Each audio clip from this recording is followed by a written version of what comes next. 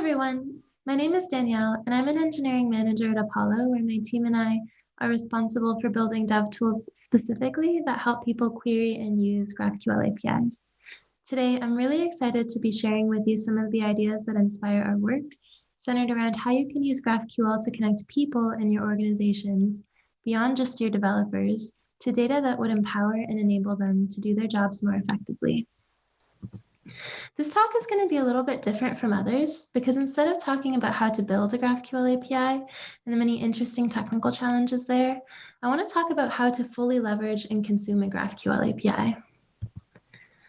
I believe that GraphQL can be useful to people in your organization way beyond just the developers who are using it to query their data. I believe that you can build a unified graph for your data for everyone to use, and that it will empower people in your organization like you've never seen before. Data accessibility is a really hard problem, and it's really hard to access data from all of our systems these days because we store it in all sorts of different places, different databases, different microservices. Everything has been optimized to be for a different type of data. Everything is queried in a slightly different way.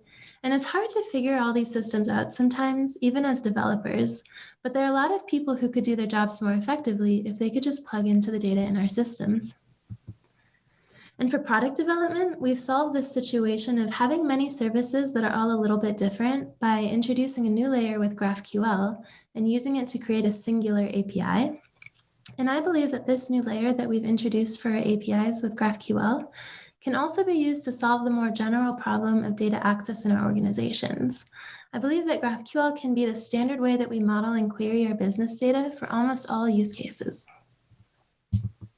So with our time today, I want to walk you all through how to think about using GraphQL in this way as we pose this question of, can GraphQL be the way that we create a universal access point for our data? And to get into this topic, I want to start by walking through a SQL query together and comparing SQL to GraphQL a little bit. So this is a query that I've written many times over myself, and it's an analytics question. For each account, how many users have I seen in the last 30 days? And if I break this query apart and look at the different elements of it, there are some distinct things that stand out. The select here lets me control what I'm asking for given a platter of options, which we have the exact same ability to do with GraphQL. The where here is a conditional selection. I only want to select users if I've seen them in the last 30 days.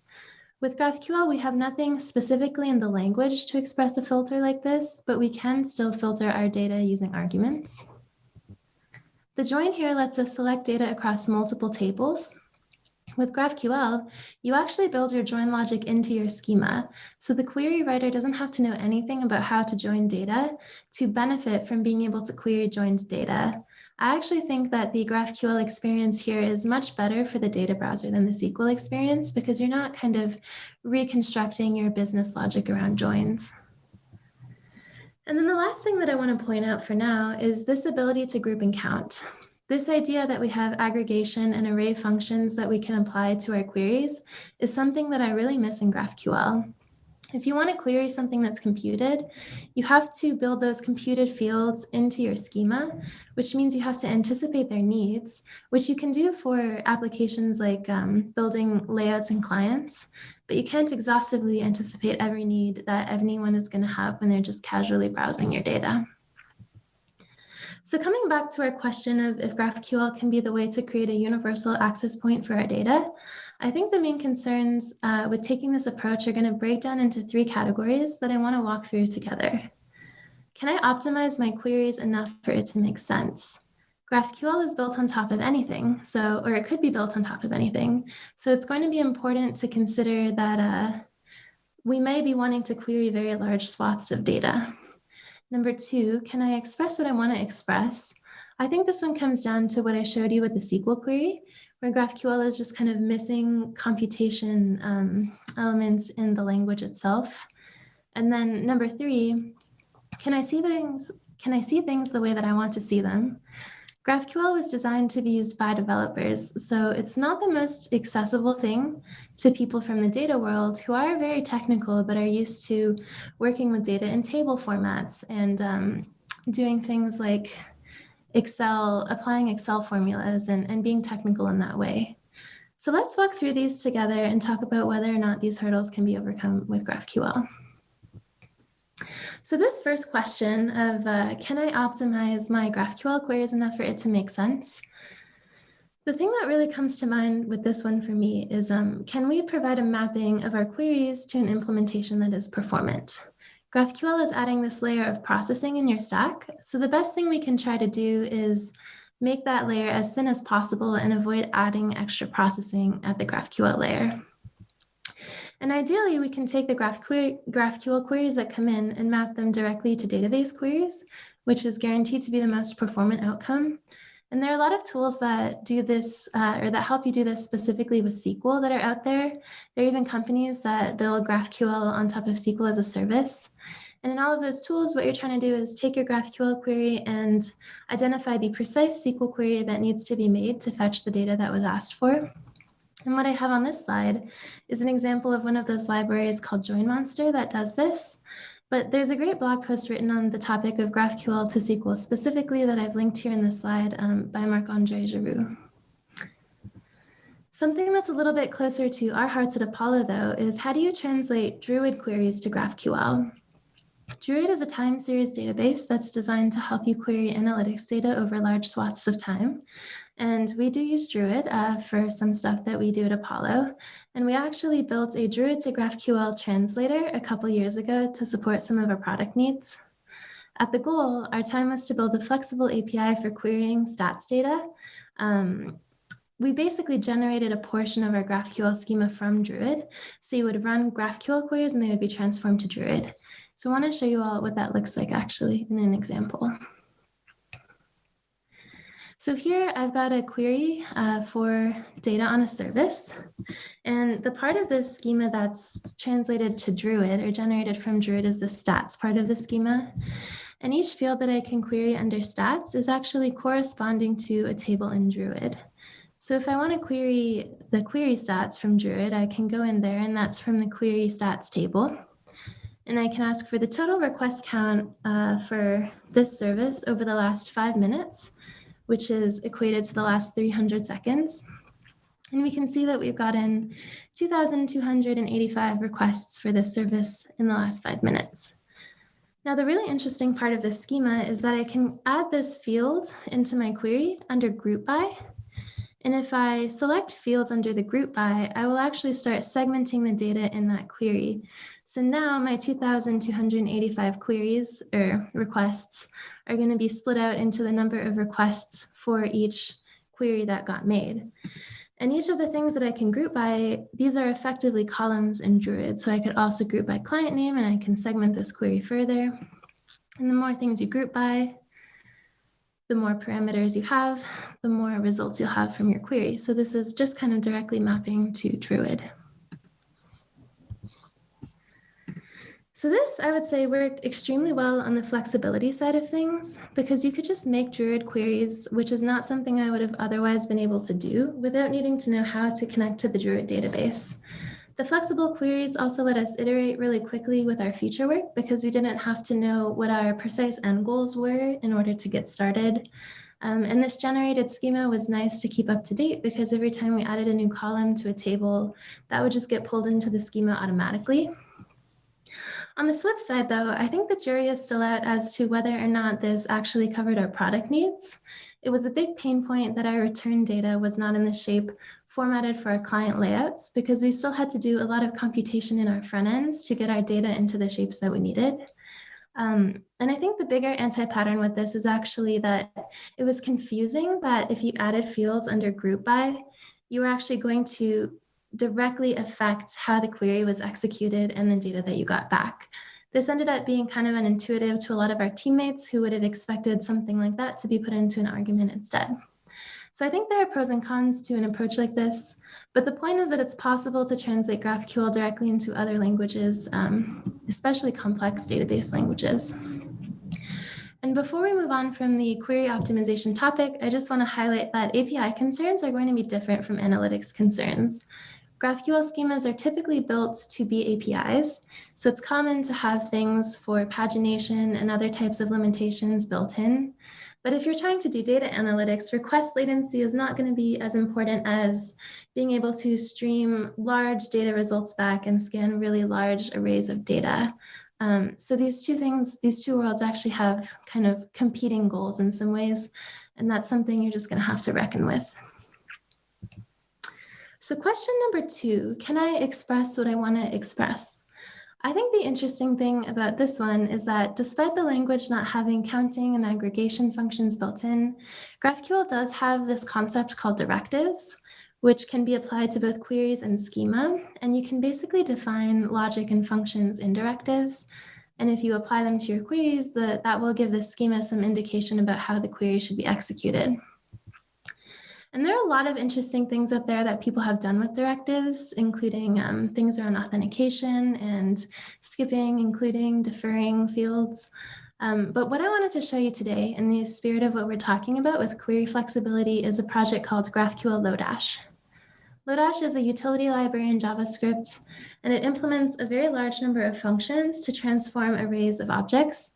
These functions include filter, count, min, max, sort, reverse, all sorts of things. And GraphQL Lodash is a node package, and you can add it to your server, and what it will do is provide support for applying Lodash functions to your queries through directives, so you can transform the results of your queries. And to really show you all what's going on with GraphQL Lodash, I thought we would jump into another example. And my favorite graph to query is the GitHub graph. So I thought we could try and ask the GitHub graph an analytics question, which is, what are the top voted issues in the Apollo server repository? So here I have started us with a query for the Apollo server repository. I've asked for its list of issues. And on each issue, we can actually query the reactions that people have had to that issue. So I thought a good way to proxy proxy votes would be people providing a thumbs up reaction on issues. So if we look at our data, you can see that we have thumbs ups here, we have eyes. And what I want to do is kind of transform this result into the answer to our question.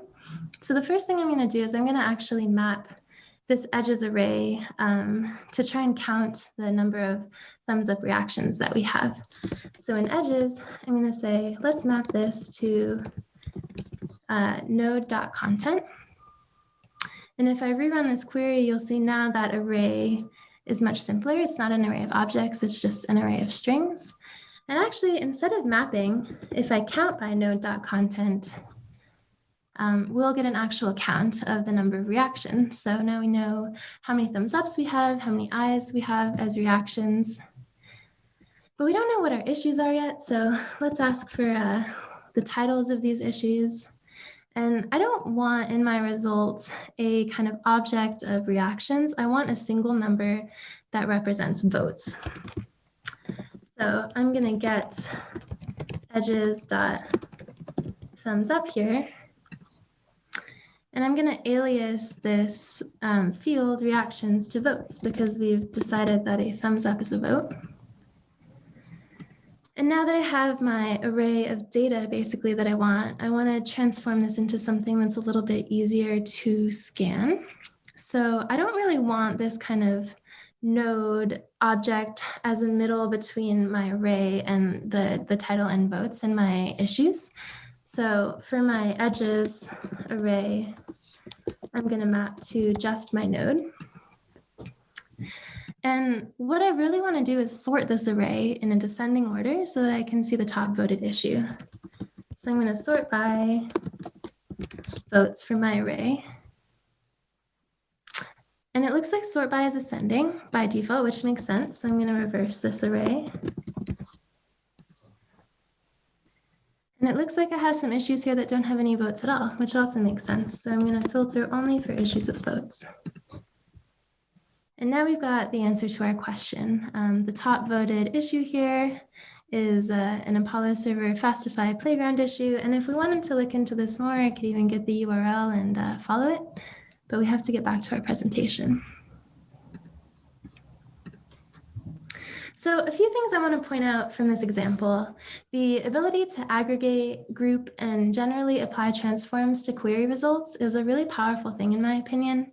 This is what lets you ask questions to your data and get answers within the context of your tool without having to take your data out of that tool and move it to another tool. This is also what enables people to kind of use your schema beyond what you may have currently imagined and built into your schema through computed fields. Oops. On the flip side, though, GraphQL Lodash is not particularly intuitive. It's taken me several hours of fiddling to feel comfortable with it, and even now I'm not an expert. And the even bigger, more important thing to point out about this example is that transforming our data like this is actually breaking a principle of GraphQL, which says that your responses need to be congruent to the queries that you sent. So for use cases like this, where you're writing queries for analyzing data within the console, I don't think that's a big deal because you're not taking that experience outside of the kind of single window. But if we were to try and actually take this query and put it into our code, that's where we're going to get into trouble and things are going to get iffy because our other developer tools like code generation are going to rely on us staying spec compliant. So this is something that I love, but I would not recommend using it for kind of application development. If you need computed fields there, you should build them into your schema. And finally, our third question, how do I see things the way that I want to see them? As I mentioned earlier, what motivates me most about GraphQL is this opportunity that I see to make data more accessible. And I think the last big issue we have to cover is whether or not GraphQL itself is going to be accessible enough for use by people who aren't developers.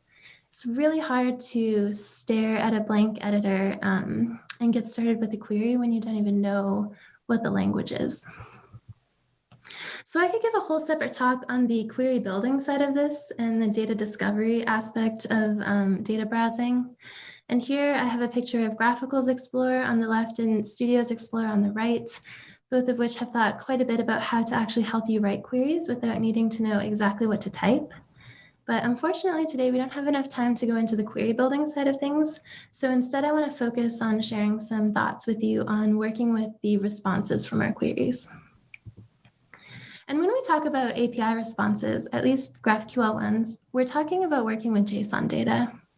JSON is a beautiful format for developers and APIs because you can express complex objects, it's human readable, and it's basically universally accepted and usable within our code. But the problem with JSON is that it's a very developer-centric thing. It's not very common to work with outside of the developer world. And usually when we're talking about data sets, we're talking about tables and CSVs and loading things into Excel.